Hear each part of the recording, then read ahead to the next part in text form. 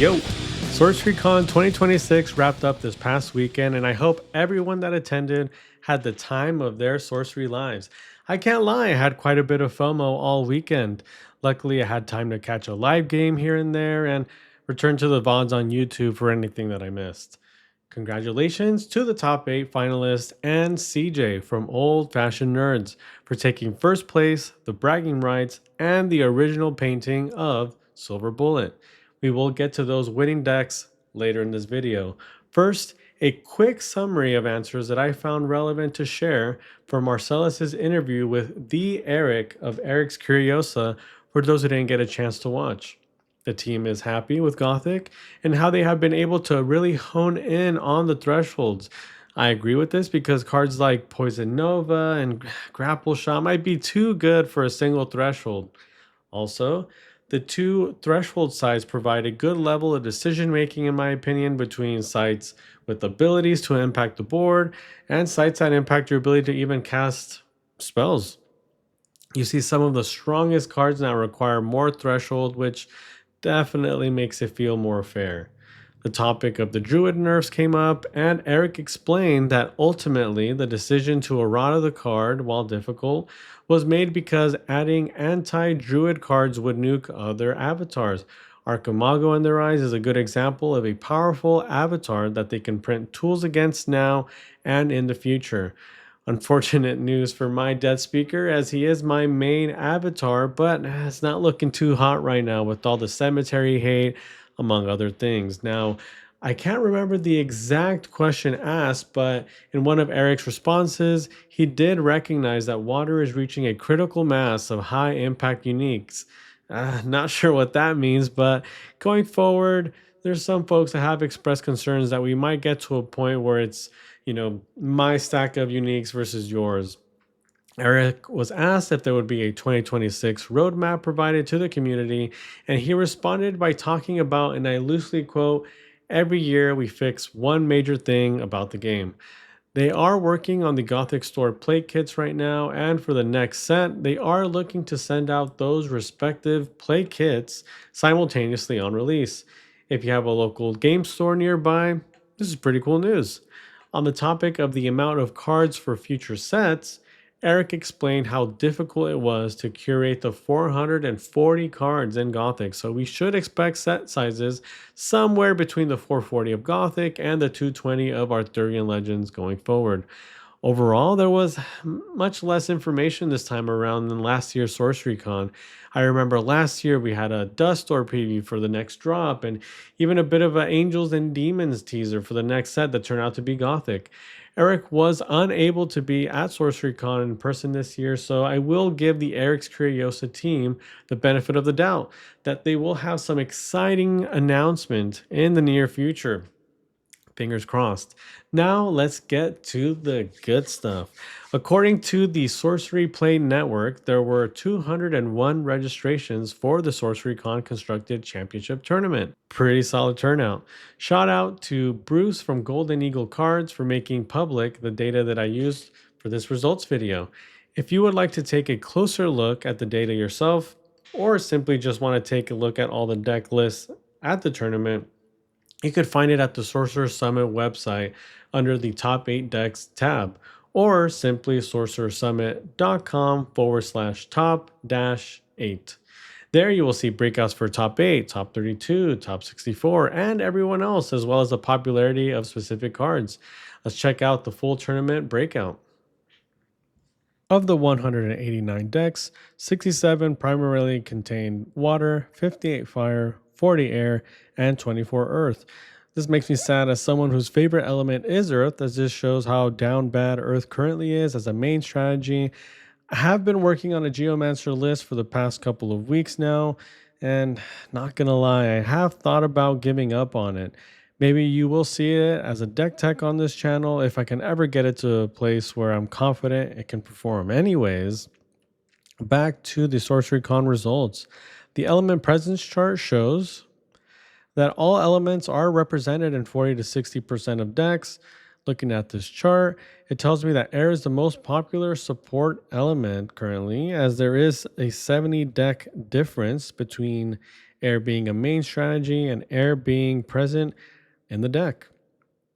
Another thing that stands out is that if a deck has water in it, water is the dominant strategy in that deck. That makes a lot of sense, as folks on the discords have simply put it, water good. Let's scroll down to see the avatar breakout. You have Necromancer as the top play avatar of the day, Pathfinder in second, Imposter at third, with Sorcerer, Avatar of Air, Savior, Elementalist, and Battle Mage. So it looks like pretty much what we were able to kind of gather from the Sorcery League and Sorcerer Summit data that I used for my previous video. So the breakout very similar in terms of avatar popularity. Necromancer, it looks like it is doubled the popularity in terms of any single avatar. But as far as representation, almost every single avatar was represented here. So kudos to everyone who went out, whether it was a pet deck or a competitive deck. Lots of variety here. Gonna narrow it down now to the top 64. We see that half of the decks are water decks, 22 are fire, 6 are earth, and 4 are air.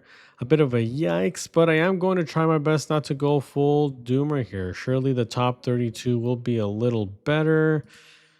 Okay, so fire is making a bit of a comeback here in main strategy representation. Water is now at 15 of 32, fire is at 12, earth is at 2, and looks like air is at 3. Shout out to the 3 of the 4 air decks in the top 64 getting a dub for Team Air and moving forward. Earth is holding on, but things are looking dire. All right. Time to get to what we came here to see. The top 8. So for top 8 results, we have 5 of the 8 decks are in water, 2 are fire, 1 is air, and a big old goose egg for earth in terms of main strategy and even as a support element. My earth mains, we got to do something about this. This is unacceptable. We aren't even good enough as support guys. We can't go out like this. Not like this. I would have even taken someone going Archimago to the top 8 at this point, so we didn't see a 0 there. Well, time to reveal if my top 8 prediction was completely off. And here's the breakout of the top 8. So we have, okay, 1 Pathfinder. We have 3 Necromancers, 2 Druids, an Avatar of Air, and a Battle Mage. Wow. And it's, I believe it is a non-water Battle Mage as well. So kudos to Malbus with the non-water Battle Mage.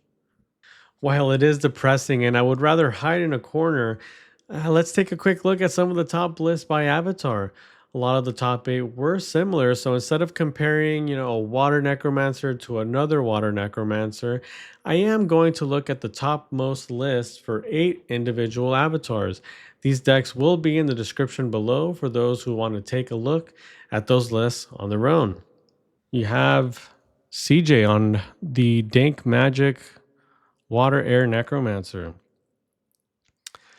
So yeah, I mean CJ, he's just every tournament he attends, he's kind of a favorite, and it does kind of beg the question: does CJ play meta or is CJ the meta?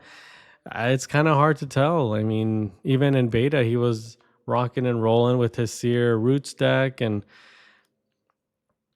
he is a guy who really likes to play, combo decks, control-y minion type of decks, and so this list very perfect for his play style. And yeah, I mean, you even saw it in the final round, right? He got I don't even know if you would call it a combo per se, but you did get the Dormant Monstrosity out on turn 4 into a turn 5 swap on Peter's. Peter was second place with the Druid. Spoiler alert. He did get the swap on turn 5 on Peter's Umphalos. So essentially kind of completing, what the deck, one of the many things the deck is able to do. Just, cheat out a big minion and then have it go to town.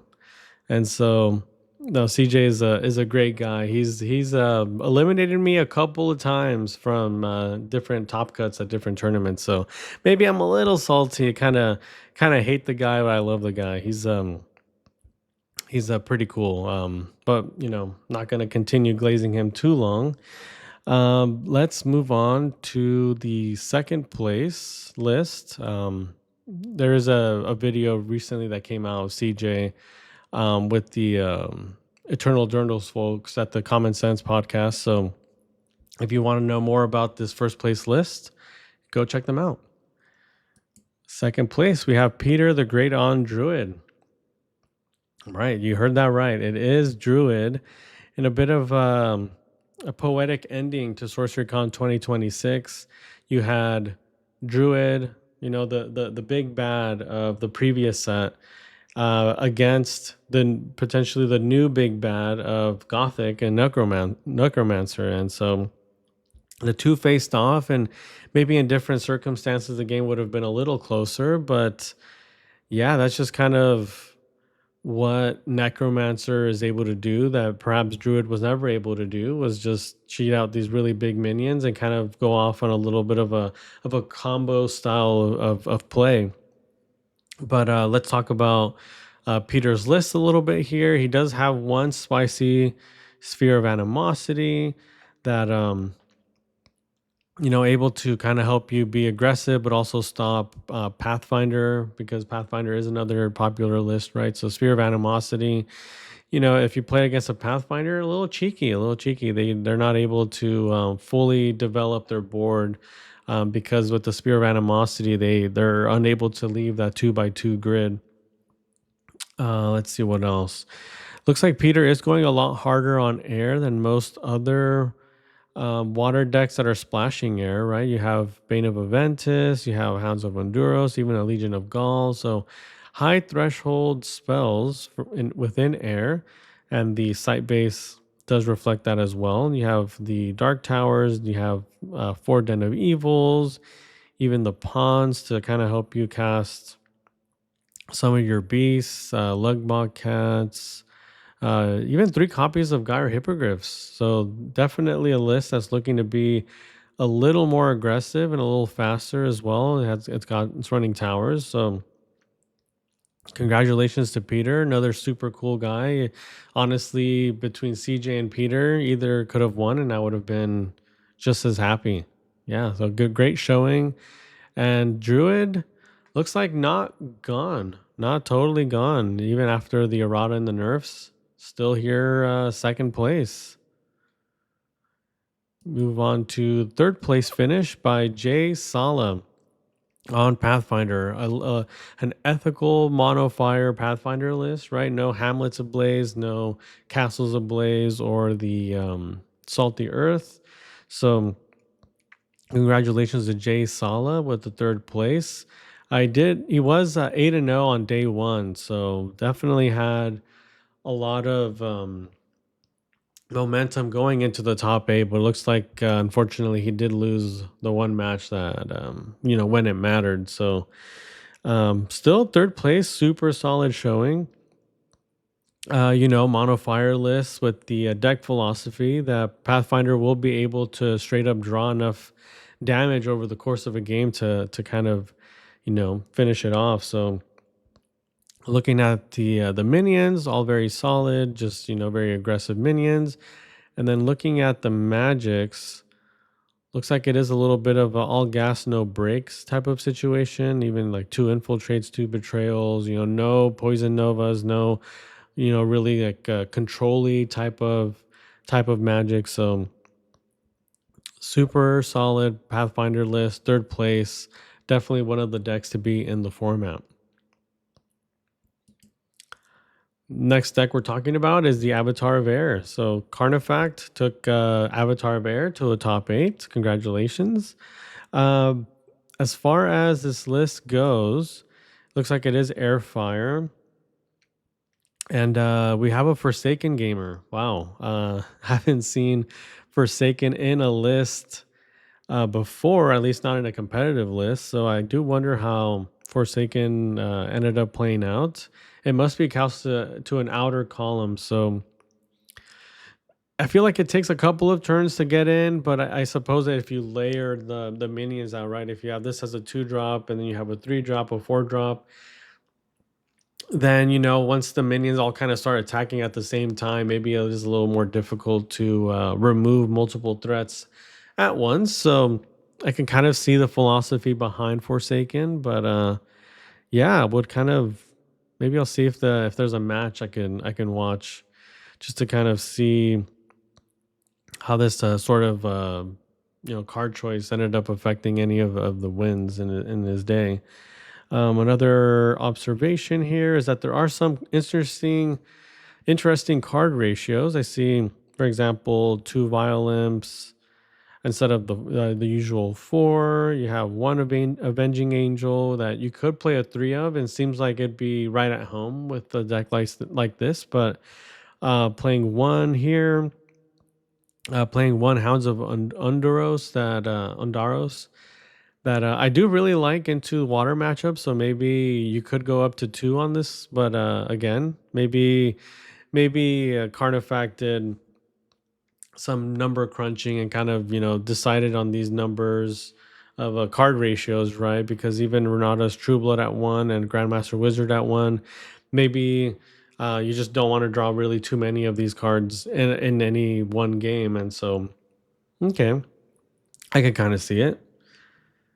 Let's see the magics. Okay, so there's 3 Desecrates. 3 Desecrates, another solid magic, especially if you're playing against water, right? If you desecrate a site that a Koinexi perhaps is under, then you destroy it, and then there you go. You have one less water defensive site to worry about and one less Koinexi. So definitely some upside with the desecrated. I hope. Okay, yeah. So 2 desecrated grounds. So cool. I just wanted to make sure that'd have been awkward if there was none in the collection there. So congratulations, Carnifact, on Avatar of Air. I had a feeling that one was gonna sneak in the top 8. It usually kind of ends up working out that way at most competitive tournaments.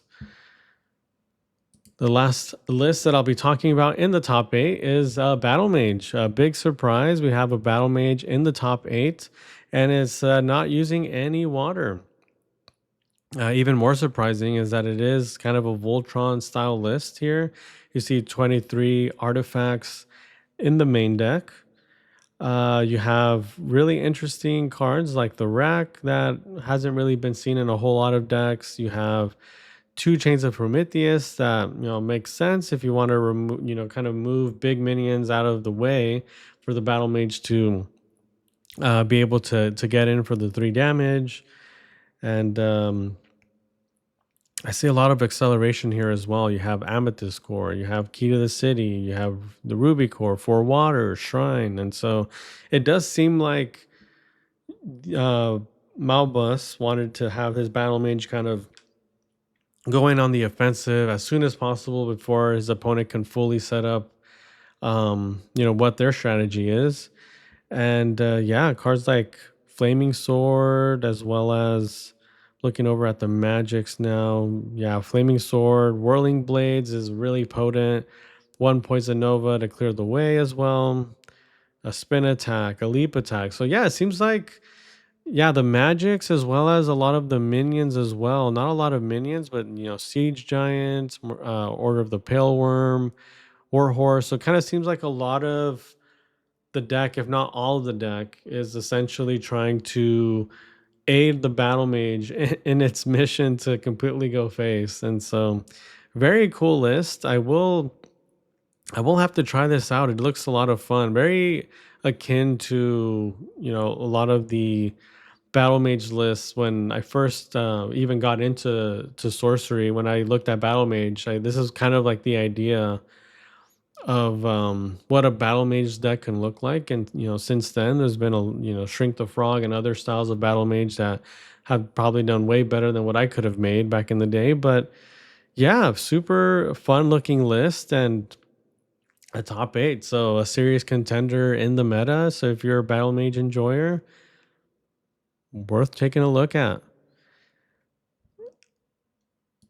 And now we're looking at a ninth place finish for Archimago. Unfortunately, at these, especially the bigger tournaments, right? Everyone go. There's a few 8-0s. There's a couple of people that go 7-1, and unfortunately, if you do have the two losses on your record, you can go 6-2, and that's when it gets really sketch, and you can sometimes bubble out of the top eight. And it looks like for this Archimago list, they did unfortunately bubble out, and reason I say unfortunate is because it is looks like the closest Earth list that could have made it to the top eight. So we're just left with nothing as Earth. But hey, that's cool. Maybe next time. So you have Archimago here by Vernis.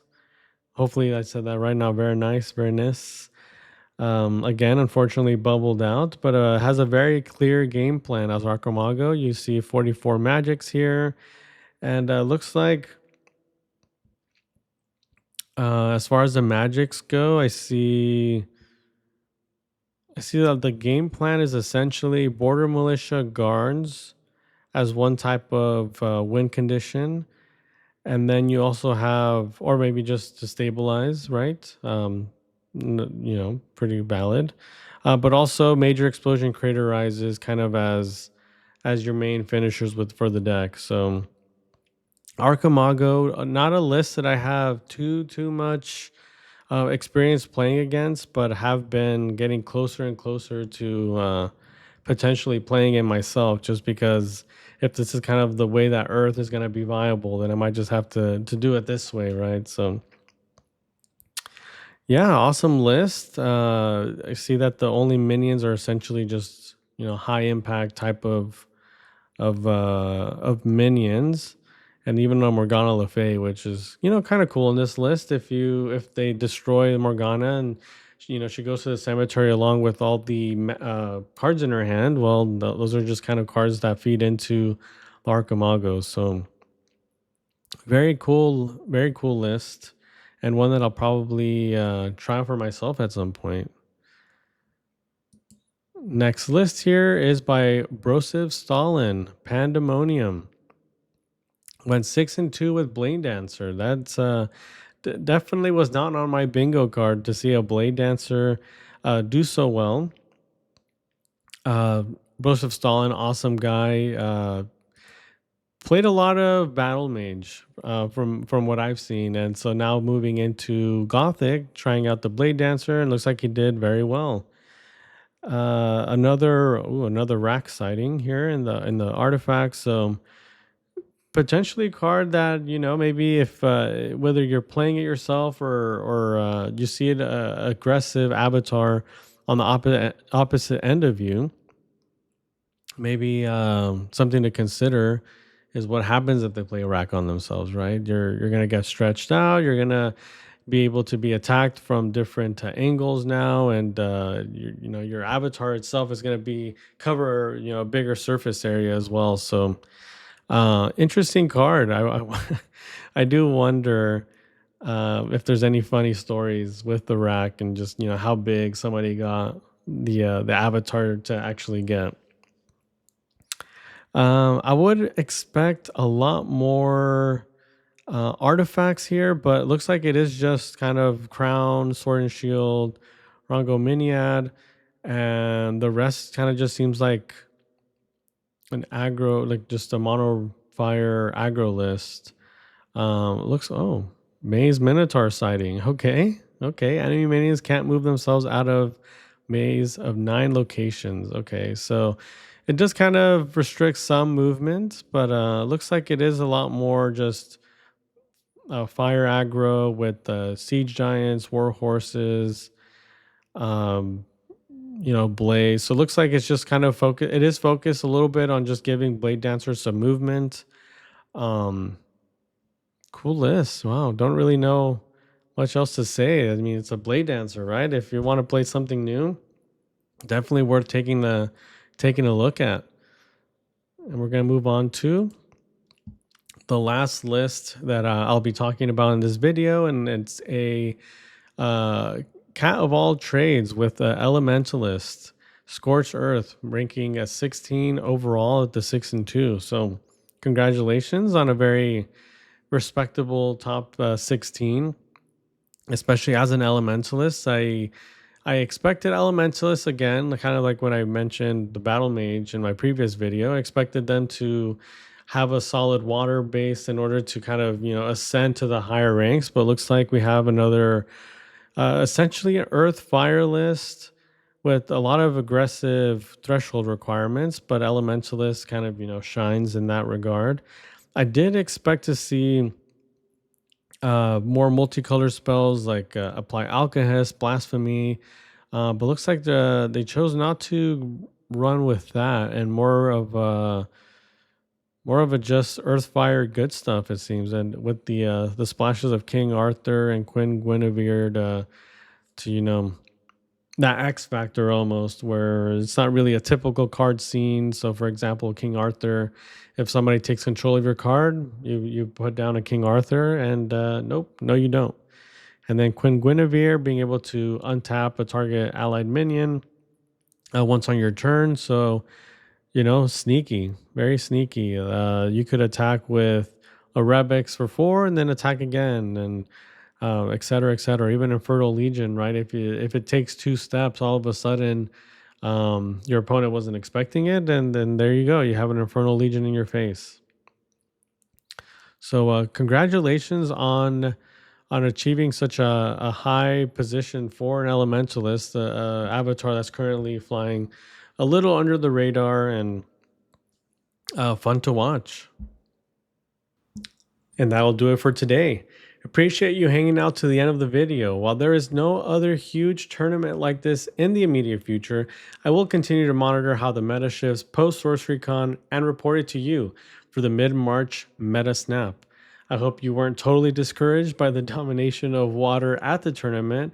While I have always been a bit of a anti-meta kind of deck builder myself, I have seen an increase in other folks trying to solve the water matchup with non-water decks.